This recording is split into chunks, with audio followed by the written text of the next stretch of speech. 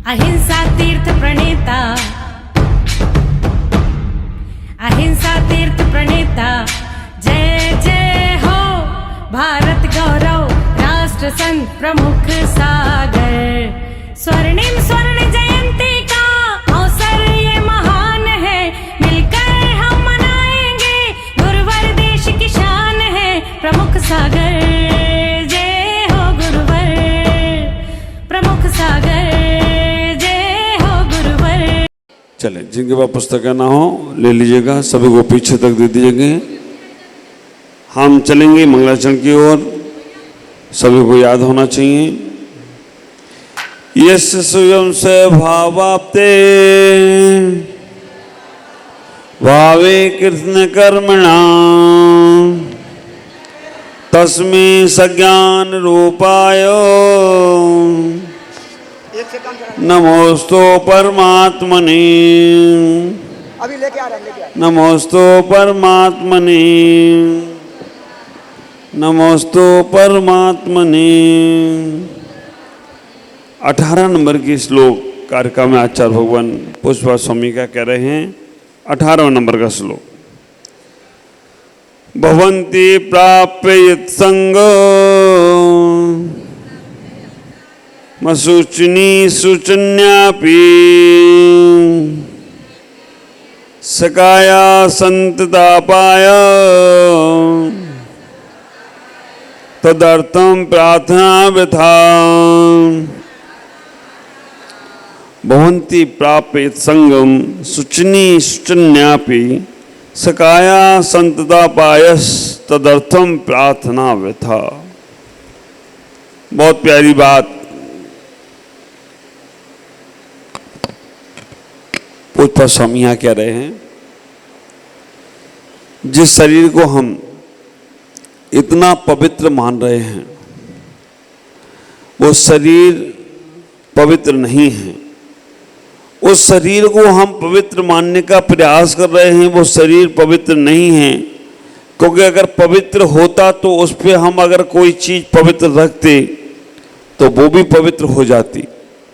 लेकिन उस पवित्र शरीर को जो हमने मान रखा है उस पर अगर सुगंध की चीज भी डाली जाए तो भी वो अपवित्र हो जाती है।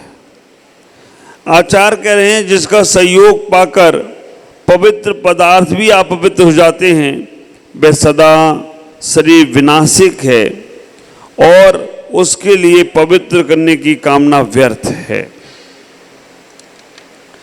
इस शरीर को हम जो पवित्र समझने का प्रयास कर रहे हैं ये पवित्रता की ओर नहीं है। विचार करके रखना, हम इस शरीर को पवित्र करने का बहुत प्रयास करते हैं। सुबह सुबह उठकर बाथरूम में जाकर ऐसा ऐसा साबुन और क्या क्या शैम्पू खूब लगाते हैं। हो गया, नहा धो के तैयार हो गए होते हैं, कहते हैं हम पवित्र हो गए। और आप विचार करके रखना, इतना शरीर को सजाने के साधनों को हमने इकट्ठा कर रखा है। हम तो कभी कभी ये विचार करते हैं, पहले आदमी अगर स्नान भी करता था तो एक बाल्टी रखता था पानी और उस पानी से मग्गा डाल के नहा लेता था।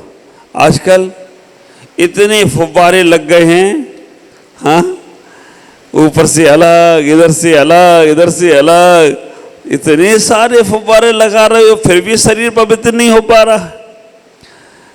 ख्याल करो, आप लोगों का शरीर पवित्र है या अपवित्र है? हम लोगों का शरीर पवित्र है या अपवित्र है?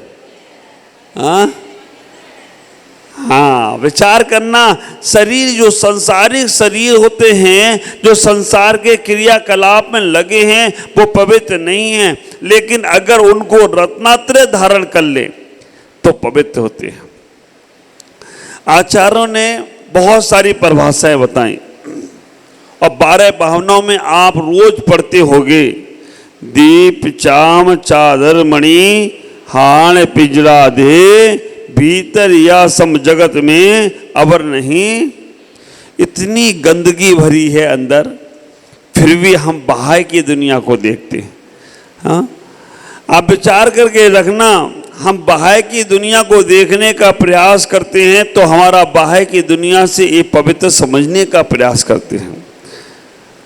गोबर की मिठाई पर चांदी का वर्ग लगा है, ऐसा ही समझो। इस शरीर को हमने बहुत बार पवित्र समझने का प्रयास किया, लेकिन एक बार भी ये पवित्र नहीं हुआ। लेकिन आचार्यों ने कह दिया पवित्र हो सकता है। अब रत्नात्रय को धारण कर लो तो ये शरीर भी पवित्र हो सकता है। स्वभाव तो अशुचि का ये रत्नात्रय पवित्र थे। निर्जुगुप्सा गुण तीर्थ निर्विचिकित्सा।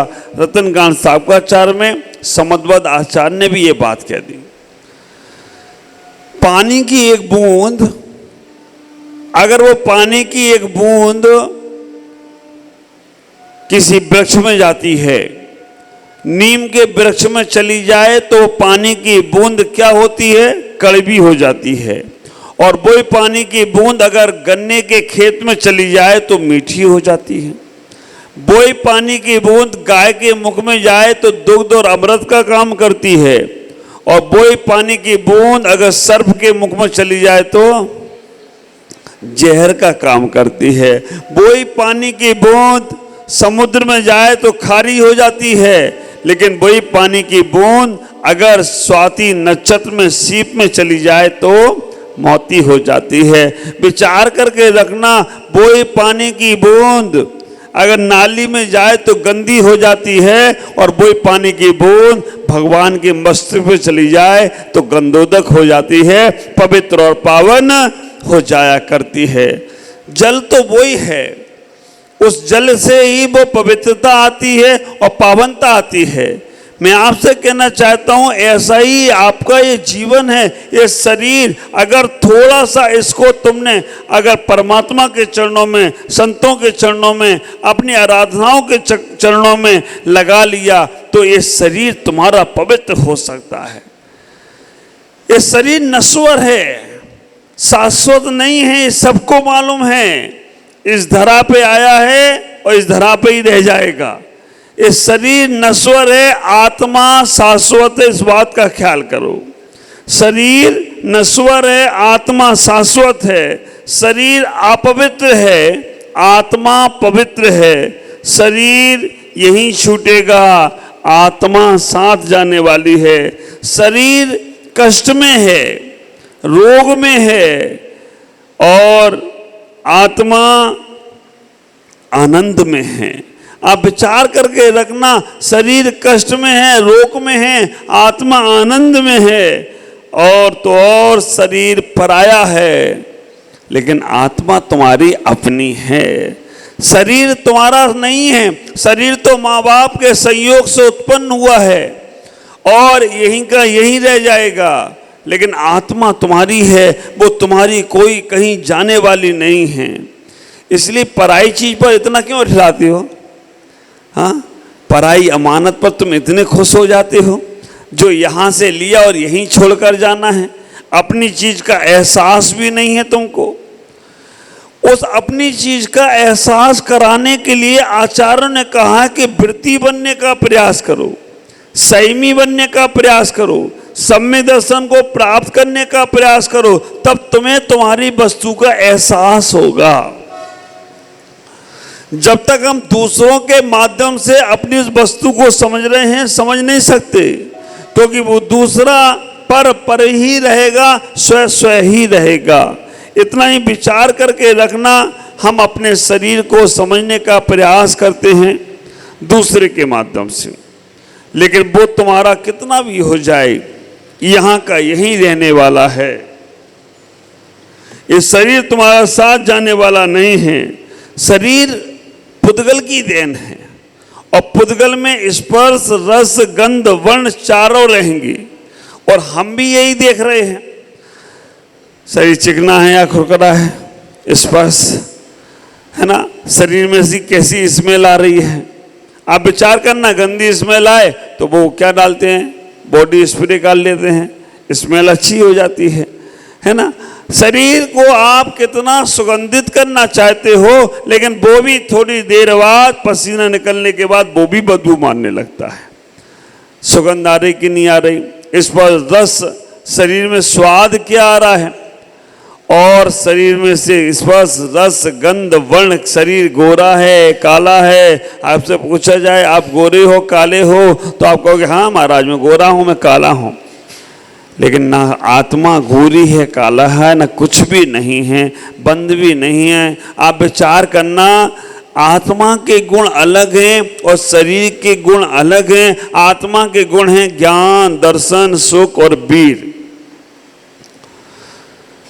जब जब तुम्हें अपने मन में ये एहसास होने लगे, जब जब तुम्हारे मन में ये भाव आने लगे कि हम सुंदर हैं हम असुंदर हैं, हमारे को गर्मी है हमारे को सर्दी है, हमारे को ये खाना है हमारे को वो पीना है, तब तक समझना तुम शरीर में ही जी रहे हो। और जब तुम्हारे मन में ये भाव आने लग जाए कि मुझे ज्ञान दर्शन सुख और वीर में अपने आप को रमाना है, उसी के माध्यम से हमें अपने आप को समझना है, तो समझ के रखना अब तुम चेतन में जीने का प्रयास कर रहे हो।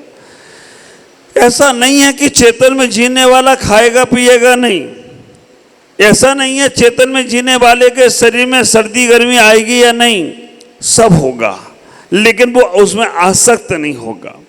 बाहर की क्रिया में ही रहने वाला है, बाहर की क्रिया से अंदर की क्रिया में जाने वाले को बाहर की क्रिया परेशान नहीं करेगी।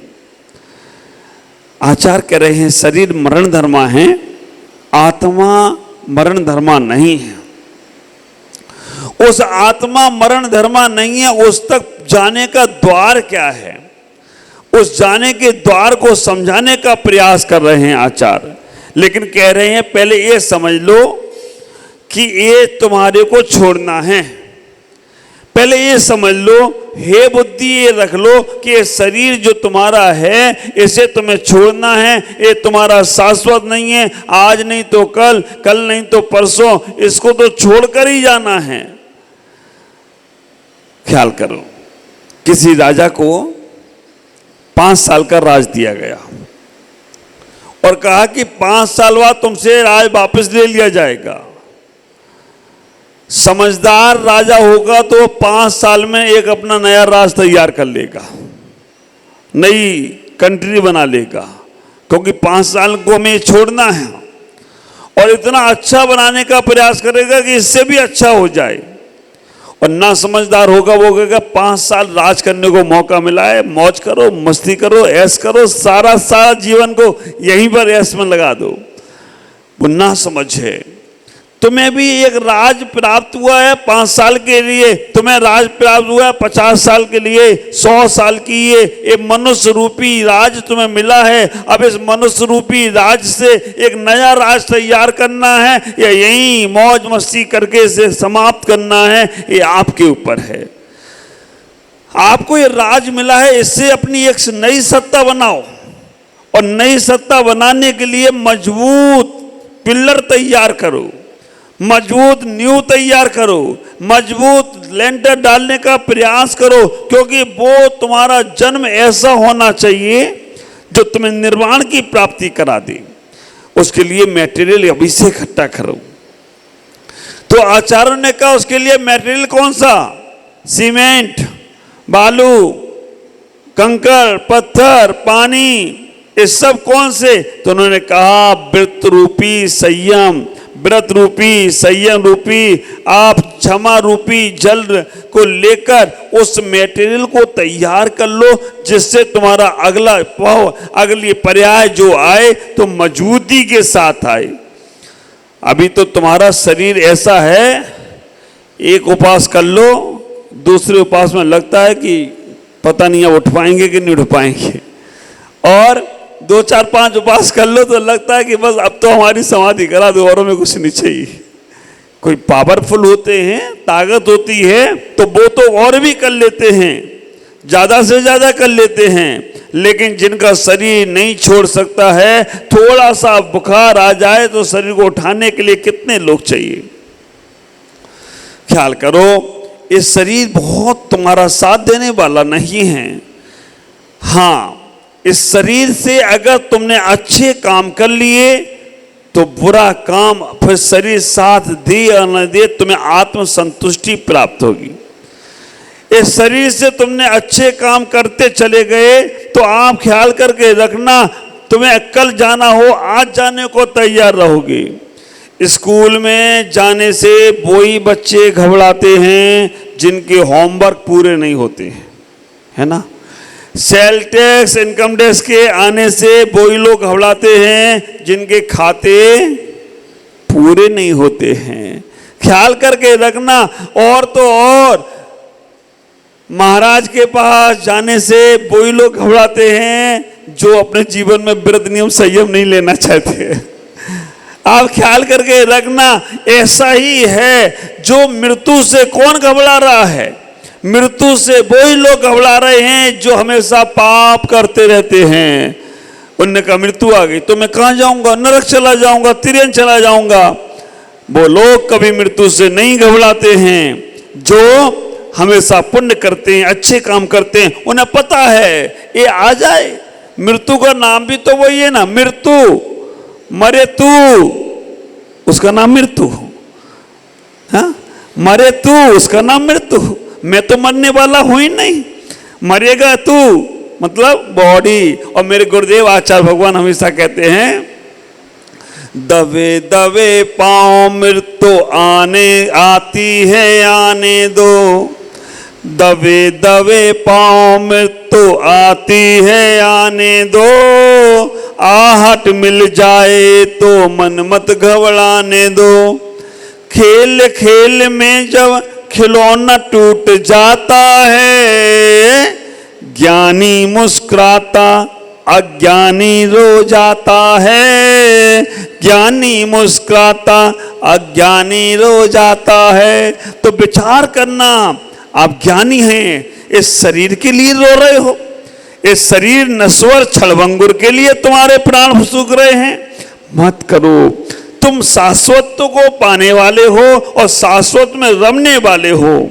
इसलिए कभी तुम घबरा रहे हो तो समझना कि तुम अभी सही दशा में पहुंचे नहीं हो, सही कार्य किए नहीं हैं। और सही कार्य कर लिए तो घबराना क्यों?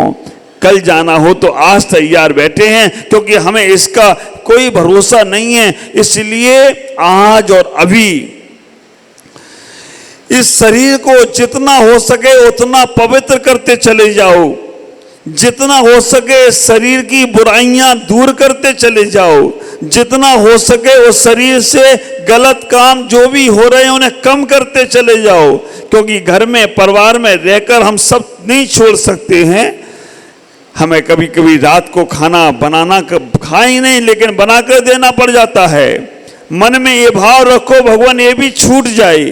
कभी कभी इस शरीर में हमें अशुद्ध पदार्थ डालना पड़ते हैं। जब जब तुम्हारे शरीर में अशुद्ध पदार्थ डालो तो विचार करना ये संसार का सृजन कर रहे हैं। और आचार्य ने एक बात और कह दी, शरीर माध्यम खलु धर्म साधनम। हमेशा हे दृष्टि से शरीर को मत देखिएगा।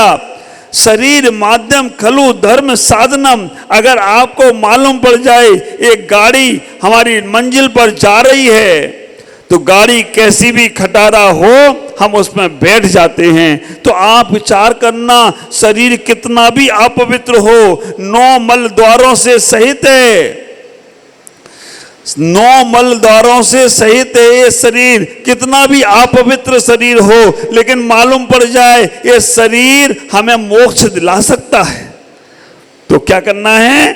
उस मोक्ष रूपी गाड़ी में बैठ जाना है। भले ही खटारा हो जाए शरीर, फिर भी परिणाम अच्छे रखिएगा। परिणाम अगर आपके अच्छे हैं तो नियम से आप विचार करके रखना, इस शरीर से ही निर्वाण को प्राप्त करना है। शरीर नहीं जाएगा, गाड़ी नहीं जाती तुम्हारे घर के अंदर, लेकिन गाड़ी घर के द्वार तक तो छोड़ती है ना। तो ऐसे ही ये शरीर निर्वाण के द्वार पर छोड़ देगा और वहां जाकर तुम ऐसो आराम करो तो कोई आश्चर्य की बात नहीं है। तो शरीर में आज से ही अपना मन बनाना हम कितना पवित्र कर सकें। पवित्र करने के लिए आचार्यों ने साबुन शैम्पू नहीं बताया, इत्र बॉडी लोशन नहीं, बॉडी क्या होता है बॉडी स्प्रे वो नहीं बताया। पवित्र करने के लिए व्रतों को बताया है, परिणामों की पवित्रता बताई है। हमारे परिणामों की पवित्रता, व्रतों की पवित्रता हमारे शरीर को पवित्र करेगी। और जब शरीर पवित्र होगा तो विचार करके रखना, हम परमात्मा के पास जाकर कभी नहीं कहेंगे भगवान हमें शरीर अच्छा दो, हमारा शरीर पवित्र है। बीमार व्यक्ति भी कहे रहने तो बीमारी शरीर में है, लेकिन हमारी आत्मा पवित्र हो सके, ये भाव हमेशा रखिएगा। आज पूजपा स्वामी ने रियल तुम्हारी पवित्रता क्या है उसे बताया। बाकी तो रोज हम साबुन से, शैम्पू से, क्रीम और पाउडर से, लिपस्टिक और चिपस्टिक से रोज सज धज कर पवित्र हो जाते हैं। कपड़े शुद्ध पहन लिए तो पवित्र हो जाते हैं। आचार करे सब व्यर्थ है, यहीं छूटेगा, ये सब साथ जाएगा नहीं। इसलिए संयम लो, व्रत लो, नियम लो। मन को पवित्र करना है, अच्छे विचार करो, कभी गलत मत सोचो। तन को पवित्र करना है तो व्रत और नियम से करो। वचन को पवित्र करना है तो कल्याण के वचन बोलो, आत्म कल्याण के बोलो, किसी को नीचा दिखाने के वचन मत बोलो। आप विचार करना, वचन पवित्र होगा, तन से व्रत लोगे, तन पवित्र होगा। और मन से पवित्र करना है तो मन को अच्छे कामों में लगाओ, और धन को पवित्र करना है तो अच्छे कामों में लगाओ। तुम्हारा मन, तन, धन, जीवन सब पवित्र हो जाए तो कोई आश्चर्य की बात नहीं होगी। आज इतना ही। ओम नमः, जय गुरुदेव।